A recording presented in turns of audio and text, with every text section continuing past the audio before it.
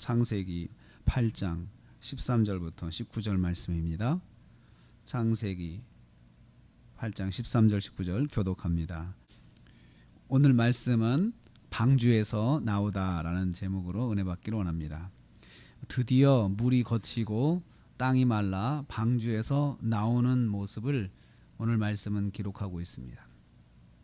오랜 기다림의 결과 방주에서 나오게 됩니다. 첫째로 보면은요 13절 14절 말씀에 다시 물이 거치고 땅이 마르기까지를 또 기다립니다. 물이 줄기를 기다렸고 땅이 이제 나타나기를 기다렸는데 또 다시 기다리는데요. 물이 거치고 땅이 마르기까지 또 기다리죠. 그래서 하나님께서 자연의 법칙대로 물이 줄고 땅이 마르게 하실 때까지 계속해서 기다립니다. 1년 만에 물이 거쳤고요. 다시 57일을 기다리는 거예요.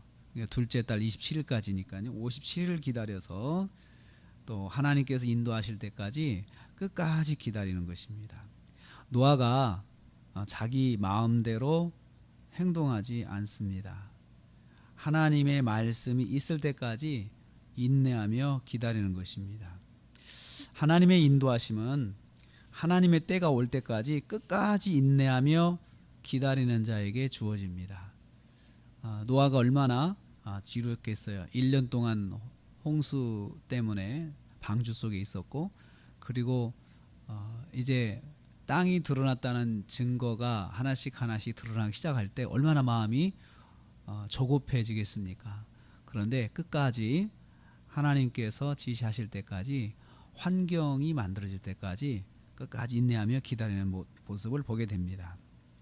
이제 하나님께서 노아에게 말씀하십니다. 15절부터 17절 보면 그렇습니다. 15절에 하나님이 노아에게 말씀하여 이르시되, 이제 어떻게 해야 될지 드디어 하나님께서 말씀하십니다. 먼저 노아와 아내와 아들들과 며느리들이 나오라고 말씀하십니다.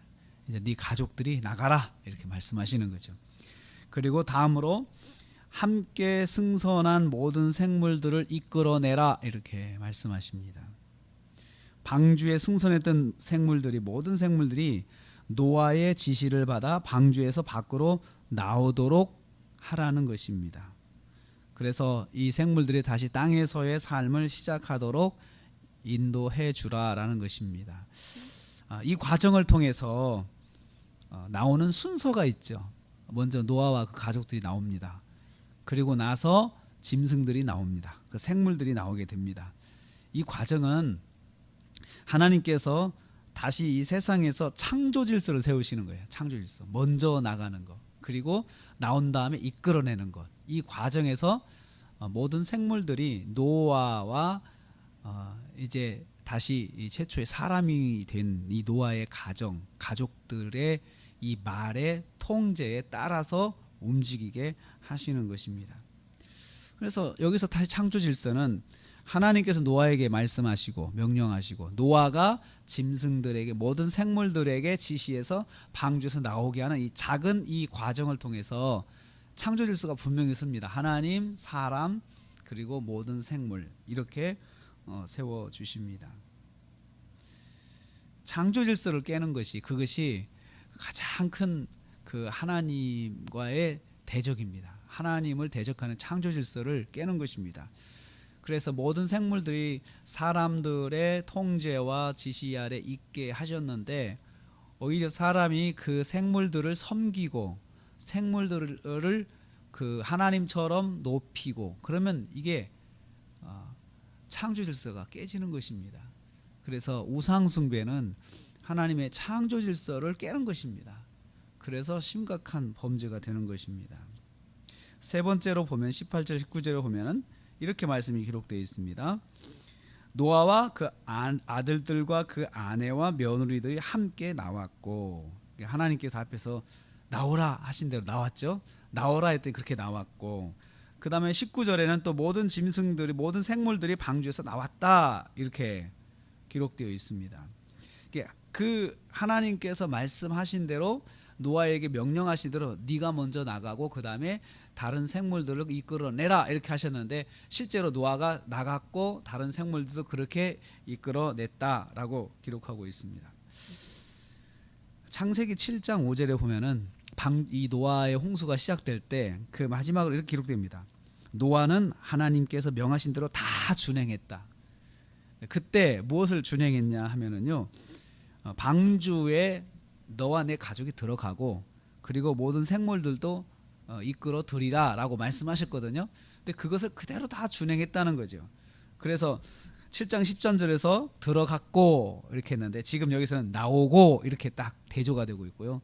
또 15절에서 7장 15절에서 모든 생물들이 방주에 들어갔고 했는데 여기 또 나오고 이렇게 대조가 돼서 이제 홍수가 마무리되고 있다는 것을 크게 보면은 이렇게 대조시키고 있습니다. 들어가고 나오고 들어가고 나오고 해서 시작이 됐을 때는 들어갔고 그리고 이제 끝났을 때는 다시 나오는 이 과정도 거기서도 순서가 있죠.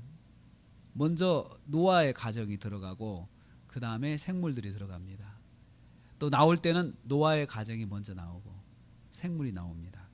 이렇게 승선하는 과정도 하나님의 인도하심, 하나님의 명령대로 순서를 지켰고 나오는 과정도 하나님의 명령대로 하나님의 말씀대로 순서를 지켰습니다.